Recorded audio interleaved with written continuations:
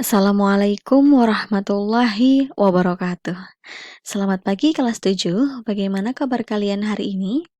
Semoga semuanya baik-baik saja ya. Alhamdulillahirrabbilalamin. Hari ini kita dapat berjumpa kembali di mata pelajaran prakarya kelas 7 SMP Al-Huda Kota Kediri. Baik, hari ini saya akan merefresh sedikit tentang materi kita semester 2, yakni kerajinan limbah lunak. Sebelum kita masuk ke materi, mari kita berdoa bersama-sama agar ilmu yang kita pelajari hari ini dapat bermanfaat bagi kita semua. Berdoa mulai. A'udzu billahi minasyaitonir rajim. Bismillahirrahmanirrahim. Raditu billahi robba wa bil islami dina wa bi Muhammadin nabiyya wa rasula. Rabbi zidni ilma warzuqni fahma. Amin ya rabbal alamin. Oke, anak-anak, silahkan dibuka kembali buku catatannya. Sambil dibuka, sambil diingat-ingat, dan saya harap catatan yang belum lengkap segera dilengkapi agar kalian bisa menghadapi PTS yang akan dilaksanakan mulai besok hari Jumat. Kita mulai materinya. Selamat belajar. Saya ulas sedikit lagi tentang limbah. Limbah adalah buangan yang dihasilkan dari suatu proses produksi, baik industri maupun domestik atau rumah tangga. Selanjutnya, limbah lunak. Limbah lunak adalah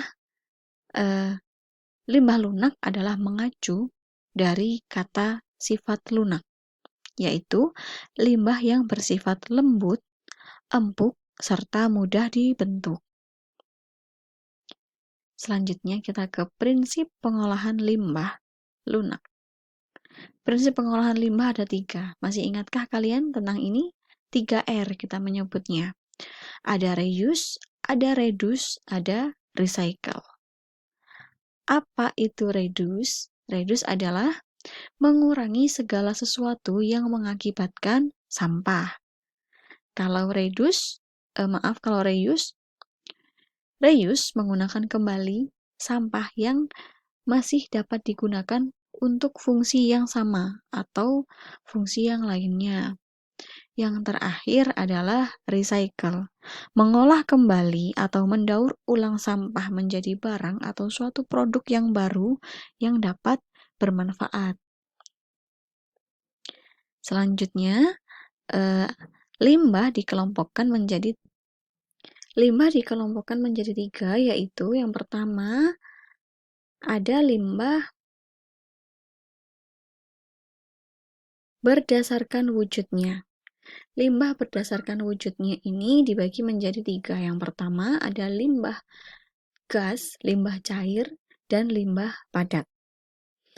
Ketiga ini termasuk dari limbah berdasarkan wujudnya. Untuk kelompok limbah yang kedua yaitu limbah berdasarkan sumbernya dibagi menjadi 4. Ada limbah pertanian, limbah industri, limbah pertambangan, dan juga limbah domestik atau limbah rumah tangga. Yang terakhir, kelompok limbah yang terakhir adalah limbah berdasarkan senyawanya. Limbah berdasarkan senyawanya kita bagi menjadi 2. Ada limbah organik dan juga ada limbah anorganik.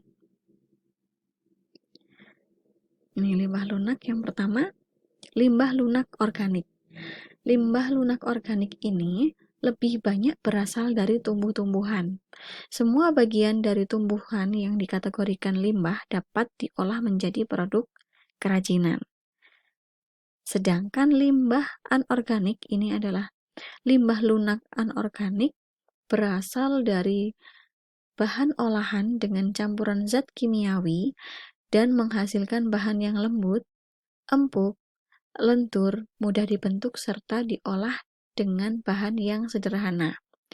Limbah lunak anorganik ini juga merupakan limbah yang dapat dikatakan sulit diurai, atau ketika dia dapat diurai, dia bisa diurai dengan waktu yang cukup lama.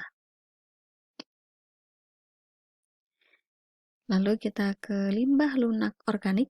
Contohnya ada 4. Yang pertama, kerajinan limbah dari kertas, kerajinan limbah kulit jagung, kerajinan limbah jerami, dan kerajinan limbah pelepah pisang. Sedangkan limbah lunak anorganik, contohnya ada 3. Yang pertama, kerajinan limbah plastik, kerajinan limbah kotak kemasan, dan yang terakhir adalah kerajinan limbah kain perca.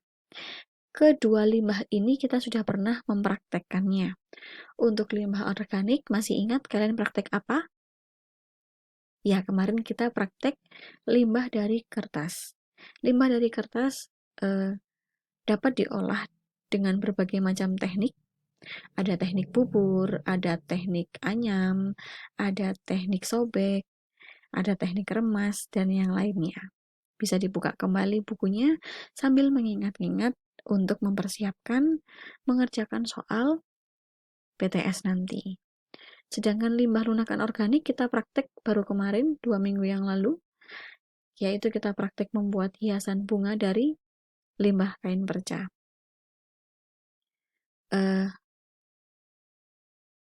Saya mengingatkan kembali untuk tugasnya yang belum, masih saya tunggu. Boleh segera dikirimkan melalui WA Bu Pipit atau Bu Penny. Begitu ya. Sebelum kita memasuki PTS, mulai besok kita sudah masuk ke pekan PTS, yaitu penilaian tengah semester. Untuk prakarya nanti kalian akan mengerjakan soal essay yang akan saya share melalui wali kelas masing-masing. Jadi, Ibu harap kalian dapat mempersiapkan diri untuk menghadapi PTS. Tugas-tugas yang belum lengkap, silahkan dilengkapi dengan cara mengirimkan foto. Dikirim ke WA Bu Pipit atau ke WA Bu Penny. Begitu ya. Baik, saya kira sampai di sini materi hari ini. Kurang lebihnya, Ibu mohon maaf. Mari kita akhiri pembelajaran ini dengan membaca hamdalah bersama-sama. Alhamdulillahirabbil alamin. Tetap semangat belajar di rumah, jaga kesehatan, dan wassalamualaikum warahmatullahi wabarakatuh.